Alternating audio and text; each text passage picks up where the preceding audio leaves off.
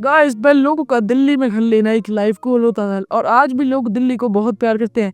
लेकिन लोगों को एक चीज समझ में आ गई है, घर लेना और इन्वेस्टमेंट करना सेम डिसीजन नहीं होता। इसलिए पैसा धीरे धीरे दिल्ली से एनसीआर की तरफ मूव हो रहा है। गाइस दिल्ली एक फुल्ली डेवलप्ड सिटी बन चुका है। यहाँ नए सेक्टर बनाना ऑलमोस्ट इम्पॉसिबल है। रोड ऑलरेडी क्राउडेड है, स्कूल्स कॉलेजेस मार्केट सब ओवरलोडेड है।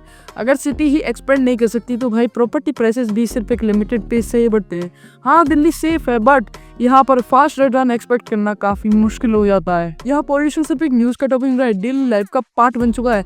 ओवर क्राउडिंग की वजह से कम्यूट स्ट्रेसफुल हो जाता है, इसलिए लोग एनसीआर के प्लान एरिया की तरफ मूव कर रहे हैं जहाँ बेटर स्पेस और एनवायरनमेंट मिलता है। दिल्ली में जब भी हम न्यू प्रोजेक्ट्स की बात करते हैं ज्यादातर केस में पुराना घर तोड़ के वहाँ पे नए फ्लोर्स बना दिए जाते हैं, लेकिन प्लॉट साइज गली और वहाँ का नेबरहुड सेम रहता है। इससे प्राइस तो बढ़ जाता है लेकिन लोकेलिटी की वैल्यू उतनी ही रहती है। फिर भी बायर्स ज्यादा पे करते हैं लेकिन फ्यूचर लिमिटेड ही रहता है। गवर्नमेंट का बजट लिमिटेड होता है इसलिए पैसा वहां लगाया जाता है जहाँ इम्पैक्ट सबसे ज्यादा हो। इसलिए नए हाईवेज एक्सप्रेसवेज और मेट्रोज दिल्ली के बाहर बन रहे हैं। रीजन सिंपल है, बाहर लैंड अवेलेबल है और प्लानिंग इजी है, और जहाँ इंफ्रास्ट्रक्चर आता है वहाँ जॉब्स आती है और हाउसिंग डिमांड बढ़ती ही बढ़ती है। अब सवाल ये है कि लोग जा रहे हैं तो एग्जैक्टली कहाँ और क्यों जा रहे हैं।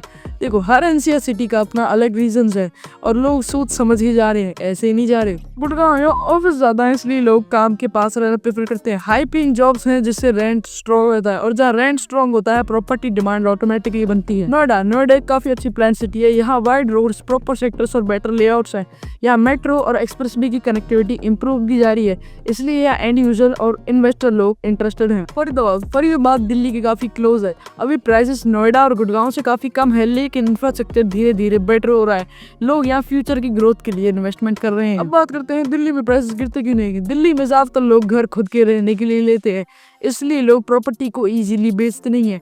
यहाँ प्रॉपर्टी से इमोशनल अटैचमेंट स्ट्रॉन्ग हो जाता है और लोग प्रॉपर्टी को सालों सालों तक होल्ड करके रखते हैं। इसकी वजह से सप्लाई लिमिटेड रहती है और जहाँ लिमिटेड सप्लाई रहती है वहाँ प्राइसेस स्टेबल रहते हैं। और इसका मतलब ये नहीं है कि प्राइसेस तेजी से बढ़ेंगे।